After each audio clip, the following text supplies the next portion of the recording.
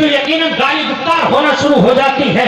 मगर अगर कोई नबी सल्लल्लाहु अलैहि वसल्लम की तौहीन कर दे तो आज हम बड़े शान से उससे समझौता करने के लिए तैयार हैं। यकीनन बात सुनो, हम दुनिया के अंदर रह रहे हैं तो किस वजह से? नबी आखिरुज़्ज़मान सल्लल्लाहु अलैहि वसल्लम की वजह से हम सांस ले रहे हैं, हमारी सांस चलती है तो नबी आखिरुज़्ज़मान के लिए हमारा तन मन धन सब कुछ नबी के लिए है। यकीनन याद रखें, अगर कोई सोचता है कि हम जो है जी रहे हैं जायदाद के लिए, हम जी रहे हैं अपनी माल और सर के लिए, ये उसकी गलत फहमी है। याद रखें, इस दुनिया के अंदर हुजूर सल्लल्लाहु अलैहि वसल्लम से इश्क करना हमारे लिए सबसे ज्यादा अहम है। और पता चलेगा, आप नेट पर जरा सर्च करें, इस वक्त तौहीद कौन नहीं कर रहा मेरे नबी सल्लल्लाहु अलैहि वसल्लम की शान में। मुसलमानों को हिंदुस्तान से निकालने की साजिशें, मुसलमानों को हिंदुस्तान से बाहर निकालने की साजिशें। मगर मेरे प्यारे याद रखें, मुसलमान, ये हिंदुस्तान जो है मुसलमानों का ही है। जहां पर जितनी सबने कुर्बानियां दी है, यहीं पर मुसलमानों को भी कुर्बानियां हैं। आप जरा सोचें, जरा समझें, इस वक्त दौरे हाजिर के अंदर ये सबसे बड़ी साजिश है कि हिंदुस्तान से मुसलमानों को निकाला जाए। यकीनन आप जो है देखें, जगह जगहों पर साजिशें, कोई आरएसएस का गुंडे, कोई जो है जगह जगह पर मुसलमानों को मारने की साजिशें की जा रही है।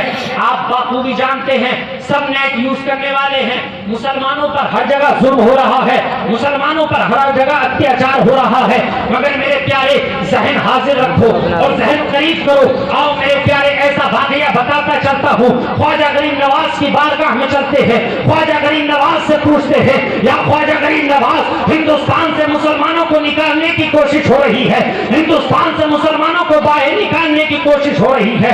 ख्वाजा गरीब नवाज के दर पर दस्तक दी, दस्तक देने के बाद पूछा, ख्वाजा गरीब नवाज, मुसलमानों पर जुल्म हो रहे हैं, मुसलमानों की मसाजिदों को खत्म किया जा रहा है, मुसलमानों की अजानों को बंद किया जा रहा है। ख्वाजा गरीब नवाज के दरवाजे पर दस्तक दी और देने के बाद ख्वाजा गरीब नवाज के आवाज आई, ए मेरे प्यारे, ए मेरे गुलाम, जरा सोच, कुछ वक्त पीछे चला जा और याद कर, कुछ वक्त पीछे जाने के बाद जरा सोच, हिंदुस्तान से मुसलमानों को निकालने की साजिश क्या?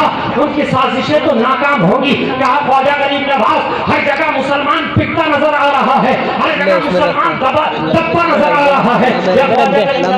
तो बता दीजिए, ऐसा हो कि हिंदुस्तान के अंदर हम रह सके। ख्वाजा गरीब नवाज ने कहा, मेरे गुलाम, परेशान होने की जरूरत नहीं है, घबराने की जरूरत नहीं है, जरा कुछ साल पीछे चला जा और जाने के बाद जरा वो तारीख उठा कि जिस वक्त मैं वहां पर आराम कर रहा था, बैठा हुआ था और बादशाह के गुलाम आए थे, और आने के बाद ये कहा था, राजा के पृथ्वीराज के ऊंट बैठेंगे, उठाने की कोशिश की थी। ख्वाजा गरीब नवाज ने कहा था, तुम्हारे ऊंट कहीं और भी बैठ सकते हैं।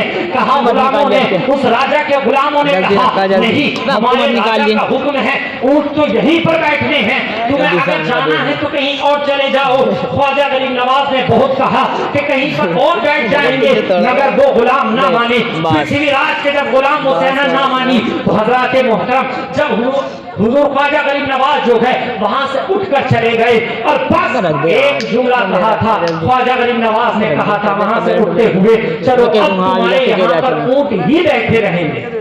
यूरोपोन में किस फायदा कमेंट हो रहा है। राज के जो है ऊंट लाकर जब बिठाए गए, जैसे बिठाया, बिठाने के बाद ऊंट वहां पर बैठते थे रोजाना, और फिर जो है जब वक्त हुआ उनको उठाने का, जहां पर बांधते थे वहीं पर ले जाना चाहा, यकीनन पूरी सेना परेशान।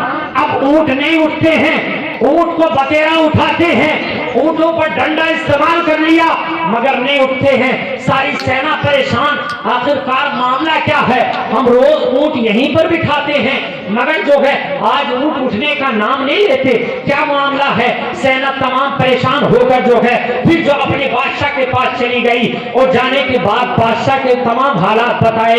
ए बादशाह, आज तो पता नहीं क्या मामला है, आज ऊंट नहीं उठते हैं। यकीनन बादशाह ने कहा अगर ऊंट नहीं उठे तो तुम्हें जो है कत्ल की सजा होगी, तुम्हें मार दिया जाएगा। अब गुलाम और भी परेशान कि अब क्या होगा, ऊंट उठते नहीं हैं, अब हमारा हाल क्या होगा, अब तो हमें फांसी की सजा होनी ही है, अब तो हमें मौत के घाट उतार ही दिया जाएगा।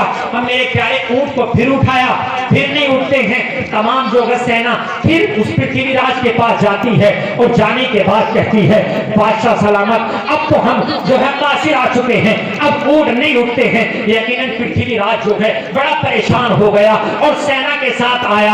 आने के बाद ऊंटों को उठाया मगर ऊंट नहीं उठते हैं। पृथ्वीराज ने पूछा अच्छा ये बताओ, जिस वक्त तुमने यहाँ ऊंट बैठाले थे उस वक्त ये बताओ यहाँ पर बैठा कौन था, उस वक्त यहाँ बैठा कौन था। अब तमाम गुलाम जो है कहने लगे एक फकीर था और कुछ लश्कर को, कुछ लोगों को यहाँ पर लेकर बैठा हुआ था और हमने उसे आपका हुक्म सुना दिया कि हम पृथ्वीराज के यहाँ पर ऊंट बैठते हैं, आप यहाँ से चले जाओ। इतना हुक्म सुनाया और लास्ट जुमला उस फकीर ने ये कहा था कि अब तुम्हारे ऊंट ही बैठेंगे। तवज्जो करना, अब तुम्हारे ऊंट ही बैठेंगे। अब पृथ्वीराज ने कहा जरूर तुमने उस फकीर के लिए जो है, जरूर तुमने उस फकीर की शान में गुस्ताखी की है, अब उसे तलाश कर कर लेकर आओ। लाने के बाद अब जो है तमाम जो है सेना परेशान हो गई, जगह जगह पर ढूंढा, नहीं मिले, मगर काफी परेशान होकर एक जगह पहाड़ी पर नजर आए, ख्वाजा गरीब नवाज वहां पर बैठे हुए हैं। तमाम सेना के कुछ लोग जो है वहां पर पहुंचे, पहुंचने के बाद कदमों में पड़ गए, या पहुंचने के बाद जो है कदमों पर पड़ गए। आका, आपने जिस वक्त ये कहा था कि अब तुम्हारे ऊंट ही बैठेंगे, वहां पर ऊंट तो बैठ गए मगर अब उठने का नाम नहीं लेते हैं।